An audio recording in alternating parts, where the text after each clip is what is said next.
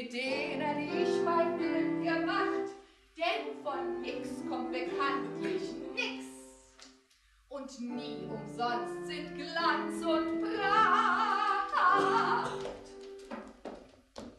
Die Beine verlängert, Gesicht geliftet, das Fell abgesaugt, die Zähne gestiftet, das Haupt tätowiert, das andere rasiert, die Falten, die alte mit Creme zugeschmiert. Die hab ich gematscht, mit Shampoos gepatscht und dann mit ner kalten Kompresse geflanscht. Und was es mich kostet, das darf man ruhig sehen. Ich kann mir nicht helfen, ich finde mich schön. Die Lippen verstärkt, den Mund onduliert, die Ohren gepierst und mit Schrott dekoriert. Die Wangen gezügelt, die Nase geflügelt, die Haut zu den Hügeln mit Hartwachs gebügelt.